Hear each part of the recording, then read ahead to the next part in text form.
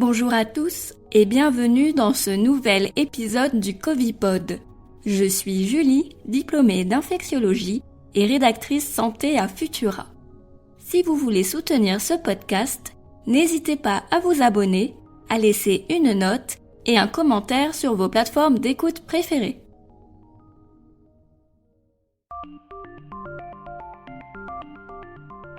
Alpha, bêta, delta et maintenant lambda.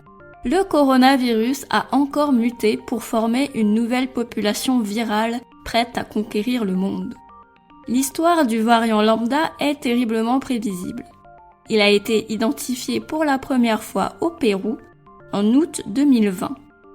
À ce moment, il ne faisait pas beaucoup parler de lui, mais désormais c'est une menace prise au sérieux en Amérique du Sud. Au Pérou, il représente 81% des génomes de coronavirus séquencés depuis avril dernier. C'est 37% pour l'Argentine et 32% pour le Chili. Le variant lambda a outrepassé le variant alpha et circule désormais aux côtés du variant gamma, le plus fréquent en Amérique du Sud. Évidemment, si le variant lambda a pu s'extirper de la masse des variants du coronavirus, c'est parce que les mutations qu'il porte lui confèrent un avantage sur ses concurrents. Il possède pas moins de 7 mutations rien que sur la protéine S. Parmi les plus symboliques, il y a la mutation L452Q, dont on retrouve une copie chez le variant Delta, et la mutation D614G, la première identifiée sur les variants européens. En laboratoire, des scientifiques ont mis en évidence que le variant lambda se fixait plus facilement au récepteur ACE2 des cellules et qu'il résistait aux anticorps neutralisants. Le combo parfait pour se propager efficacement. Néanmoins, il est un peu tôt pour savoir si le variant lambda connaîtra le même succès que le variant delta. Il est considéré comme un variant à surveiller, comme 6 autres formes du coronavirus qui se propagent à l'échelle d'un pays ou d'une région du monde. Quelques cas de variants lambda ont d'ores et déjà été identifiés hors d'Amérique du Sud, notamment en Allemagne et au Royaume-Uni.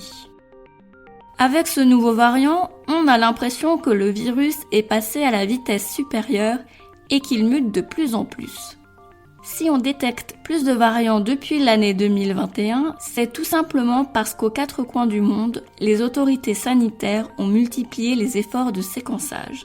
Le coronavirus n'est pas un virus très mutagène comme celui de la grippe par exemple. Mais chacune de ces variantes remet la question de l'efficacité des vaccins sur le tapis. Pour l'instant, aucun variant du coronavirus ne la remet en cause. Et plus il y aura de vaccinés, moins le virus circulera et moins il mutera.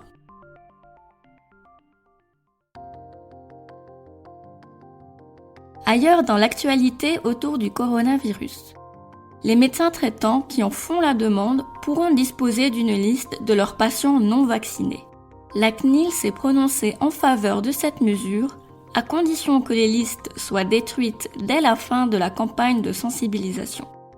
Il ne s'agit pas de forcer les personnes non vaccinées à les devenir, mais de les informer sur le vaccin. Le tocilizumab est recommandé par l'OMS. Une étude de grande envergure a confirmé qu'il réduit significativement la mortalité des patients hospitalisés pour le Covid. Merci d'avoir écouté cet épisode du Covipod. La vie d'avant ne semble plus très loin maintenant. Mais le coronavirus est toujours présent sur le territoire et fait encore des victimes. Il ne faut pas négliger le port du masque sur le nez et la bouche quand celui-ci est obligatoire, et privilégier les retrouvailles entre amis à l'extérieur. Lavez-vous les mains au savon et à l'eau régulièrement et respectez les mesures de distanciation sociale. La vaccination reste notre seule arme contre l'épidémie. Pour soutenir notre travail et améliorer notre visibilité, abonnez-vous et partagez ce podcast autour de vous. Vous pouvez retrouver toute l'actualité scientifique du coronavirus sur Futura. À très bientôt!